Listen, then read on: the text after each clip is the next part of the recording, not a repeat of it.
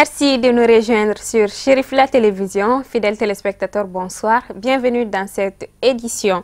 Hier, dimanche 29 juillet 2018, environ 8 millions de Maliens étaient appelés à choisir un nouveau président de la République qui devrait succéder à Ibrahim Boubacar Keïta, candidat à sa propre succession. En attendant les résultats provisoires censés être connus d'ici vendredi, bon nombre de Maliens s'en félicitent pour le bon déroulement du scrutin. Abdul Karim Sako, Siedounyari. Quand on fait une élection libre et transparente, vraiment, c'est ça que le souhait de tous les Maliens et toutes les Maliennes. Donc moi, je pense que hier, vraiment, le scrutin a été à la hauteur. L'organisation était parfaite. Et contrairement à ce que les gens pensent, les gens sont beaucoup sortis. Mais heureusement, pour l'intérêt du Mali, comme ils l'ont tous dit, tout le monde a participé au jeu démocratique. Parce que pour moi, c'est une fête de la démocratie, les élections. Donc vraiment, tout le monde a joué sa partition. Bon, ça a été pour moi une journée globalement positive. Ça montrait la maturité des politiciens du Mali. Pour moi, c'est la fête de la démocratie. Bon, moi, je suppose que dès lors que le premier tour s'est déroulé globalement dans la tranquillité, la suite va être favorable. Il n'y a pas de souci. Bon, je pense qu'on doit continuer dans ce sens. On a lutté pour ça le 26 mars 1991 pour que cela soit. Donc moi, je demande à tous les Maliens de continuer dans ce sens pour que la démocratie triomphe. En réalité, le scrutin s'est bien déroulé sans incident majeur. Vraiment, ça a salué.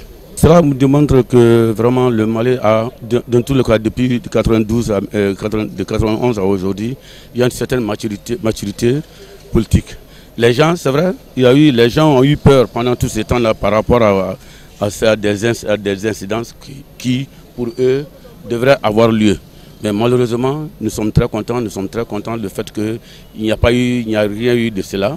Et c'est bien, c'est à saluer, c'est la victoire de la démocratie. C'est là pourquoi nous sommes battus en 1991. C'est ça aussi la démocratie. Si les gens votent normalement et que tout se déroule normalement, c'est une bonne chose pour le Mali. Aujourd'hui, personne n'a intérêt à ce qu'il y ait des violences. Ça ne sert à rien. Par rapport comparativement aux autres années, la mobilisation a été effective. Et les candidats, je pense que tous les candidats, les 24 candidats ont pu faire leur campagne sans incident ni rien. Et il y a le média aussi qui a joué un rôle très très important par rapport à ces élections. Il faut que les Maliens comprennent que tout ce qui se passe au niveau du Mali, c'est les Maliens qui vont faire les frais. Et c'est les Maliens qui vont avoir les avantages. Je crois que cela dénote que les uns et les autres ont compris que la mobilisation et puis les élections sont faites pour choisir ce qu'ils veulent. Dans le cadre de la tenue de l'élection présidentielle, la haute autorité de la communication a adressé un message de félicitations aux différents médias pour leur implication de taille dans l'organisation de ce scrutin présidentiel. Suite à ce remerciement de l'autorité de régulation, le président de la commission de gestion de Chérif La Télévision nous a livré ses impressions d'une mission accomplie et entend maintenir cette dynamique au sein de sa structure et invite ses collègues à œuvrer pour le développement dans le respect des conventions des médias. Écoutons-le au micro de Amadou Kamara et Draman Mali. Nous avons reçu hier les images de la haute autorité de la communication en félicitant l'ensemble des médias du Mali par rapport au rôle qu'ils ont joué pour le déroulement ou le processus de la campagne électorale présidentielle 2018. Donc nous avons été profondément touchés parce que ce genre de félicitations ne fait que nous réconforter. De retour, nous aussi nous félicitons les collaborateurs, particulièrement Chérif La TV, puisque j'avoue que nous avons couvert toutes les cérémonies des partis politiques de Kaï à Kidal, en passant par Bamako, même dans les sous-régions. Donc nous avons été dans les sous-régions pour en tout cas couvrir les cérémonies des différents partis politiques. Aujourd'hui nous sommes très contents parce que 3 semaines de campagne, ce n'est pas facile. Comme déjà les téléspectateurs ont vu sur les images de Cherifla TV. Ça n'a pas été du tout facile. Des jours, on se retrouve à la télé sans journaliste ni caméraman parce que tout le monde sort. Mais moi, je suis très content parce que là, c'est une œuvre aussi du guide spirituel des Ansar, Assir Cheikh Ousmane Madan Haïdara, qui a toujours contribué au développement de ce pays-là. Donc au nom de la commission de gestion de Cherifla TV, nous sommes très contents. Nous félicitons le personnel, nous les encourageons. Nous leur disons de continuer dans ce sens-là, puisque le Mali, c'est ensemble qu'on pourra faire ce Mali, qu'on pourra retrouver les valeurs du Mali. Je suis très content, très ému. Effectivement, nous allons garder toujours la prudence, parce que le média n'est pas facile. La campagne, la première partie est bouclée le vendredi. Aujourd'hui, nous sommes au jour de vote. Inch'Allah aussi, il y a deuxième tour. Donc nous allons maintenir toujours ce cap-là afin que le climat soit apaisé, afin que nous puissions garder la neutralité entre les partis et entre les candidats. Donc nous demandons la bénédiction du peuple malien, donc, afin que nous puissions rester toujours dans ce cadre-là. Le développement du média, c'est dans ces derniers temps. J'avoue qu'avec la mise en place de la haute autorité de la communication, donc les choses commencent à être cadrées, on n'a pas le choix. Donc nous avons une convention avec la HAC et nous sommes obligés de respecter cette convention. D'ici 2, 3, 4, 5 ans, c'est sûr que le média malien sera vraiment à la hauteur du souhait du peuple malien, puisque c'est la raison d'être. Donc je suis très content et Inch'Allah, tout va très bien, puisque déjà entre les médias, il y a une association, il y a 2 ou 3 associations. Il y a Amatel, il y a Urtel, ainsi de suite. Donc chacun se parle, on se conseille. Donc là déjà c'est un avantage pour les médias. Nous sommes très contents et nous allons rester dans ce cadre-là. Nous sommes très confiants pour l'avenir, puisque les médias, vous savez, les médias ont une équipe très jeune. Très jeune. Donc tous ces médias-là, ce sont les jeunes qui viennent de sortir dans les écoles, qui ont la compétence. Voilà, on est sûr que dans les jours à venir, le Mali sera encore plus de l'avant. Et nous retrouvons Amadou Diallo pour le commentaire de l'actualité hors de nos frontières.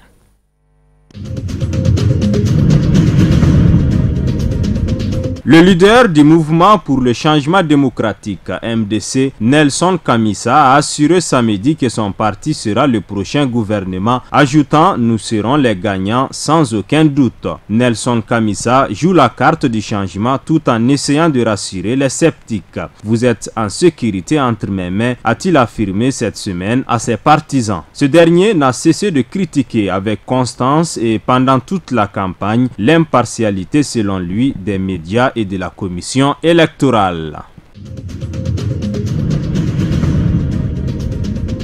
L'ex-chef de l'État zimbabwéen Robert Mugabe s'est invité dimanche à la veille des élections générales dans la campagne pour souhaiter la défaite de son ancien parti qui l'a poussé vers la sortie en novembre après 37 ans de règne. J'espère que le vote de demain va faire tomber la forme militaire du gouvernement actuel, a lancé Mugabe dans cette intervention surprise dans sa résidence luxueuse de Blue Roof à Harare où il passe une retraite dorée. Au moins 160 détenus se sont évadés dans la nuit de samedi à dimanche à la faveur de l'attaque de leur prison dans la région anglophone du nord-ouest par des hommes armés. Les assaillants qui tiraient de partout ont pu défoncer les portes de la prison avant de mettre le feu à tous les bâtiments, a ajouté le préfet, précisant qu'ils avaient apporté du carburant pour provoquer l'incendie. Les détenus qui reviennent volontairement seront transférés à la prison de Bamenda, le chef-lieu de la région, selon le préfet, qui a ajouté que des opérations étaient en cours pour retrouver les évadés.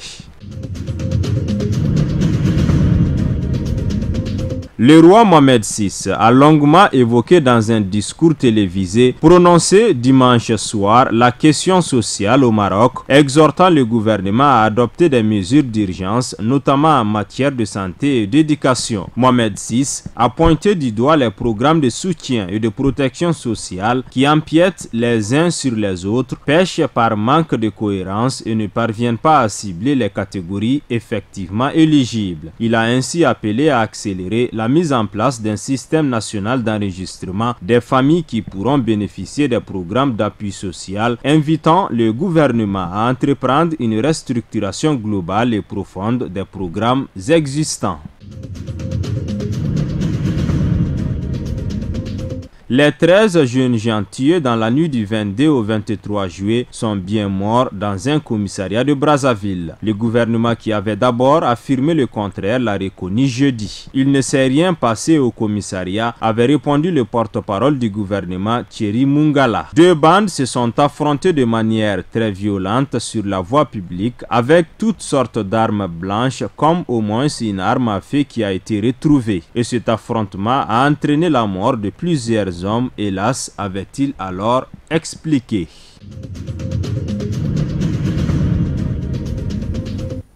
Un accident s'est produit sur la route de Koulikoro suite à un dérapage d'une Sotrama transportant des passagers. Fort heureusement, il n'y a pas eu de perte en vies humaines.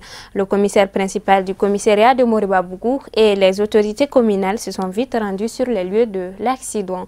Abdul Karim Sako, Sédougnari. Cet accident s'est passé ce matin vers 8h30 du matin. Étant au commissariat, nous avons été informés de ce qu'un véhicule Sotrama qui quittait le marché de Médine pour Koulikoro s'est renversé au beau milieu de la chaussée. Et immédiatement, nous nous sommes transportés sur les lieux avec une équipe pour mettre un périmètre de sécurité en place et évacuer les curieux. Selon les renseignements recueillis sur place et de nos propres constatations, cet accident est dû à l'excès de vitesse du chauffeur qui a perdu le contrôle de son engin. Le véhicule s'est renversé au beau milieu de la chaussée. Dieu merci, on n'a pas enregistré de pertes en vie humaine, mais des blessés légers. Ce que nous constatons, il y a beaucoup d'accidents, le plus souvent des accidents mortels qui sont dus à l'incivisme et à l'excès de vitesse des acteurs de la route. Nous les sensibilisons vraiment à respecter les règles du code de la route et à être corrects sur la voie publique.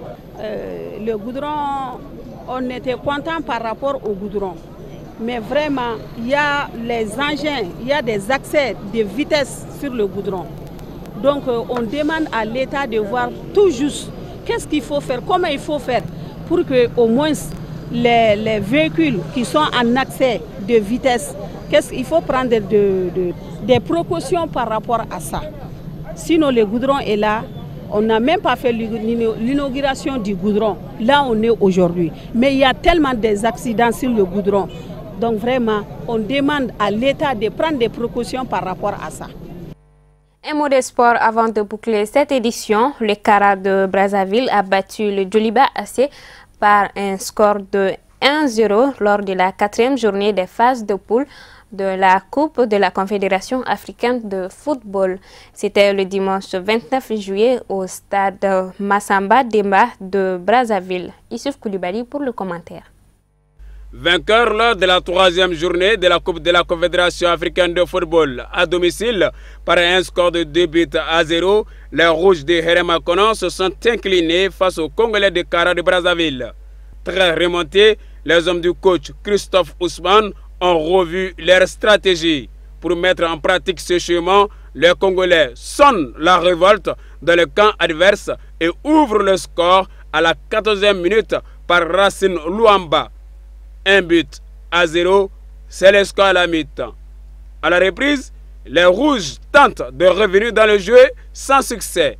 Pire, à la 73e minute, Mahamadou Koulibaly va être expulsé par l'arbitre central. Chose qui conduira d'ailleurs le coach Fanyeri Diarra de revoir ses ambitions et préserver le reste des meubles en optant pour une option défensive durant le reste de la rencontre. 1-0. C'est le score final. Cette défaite n'est pas sans conséquence sur le parcours de l'unique représentant malien en compétition africaine. Avec 4 points en autant de matchs, le Rouge se classe à la dernière position derrière l'Athletic Club de Williamsville de la Côte d'Ivoire, premier avec 7 points. L'Athletic Renaissance de Brazzaville et Inyimba du Nigeria capitalisent au compteur chacun 6 points. Pour le compte de la 5e et avant-dernière journée, Le Djoliba AC recevra ici même en domicile les Niba du Nigeria le 19 août prochain au stade Omnisport Modibo Keïta pour se relancer dans ce groupe C très serré entre les différents prétendants. Ce communiqué avant de boucler cette édition, le gouvernement de la République du Mali se félicite de la bonne tenue des opérations électorales du 29 juillet 2018 sur l'ensemble du territoire national. À la date du 30 juillet à 12 h, la situation se présente comme suit.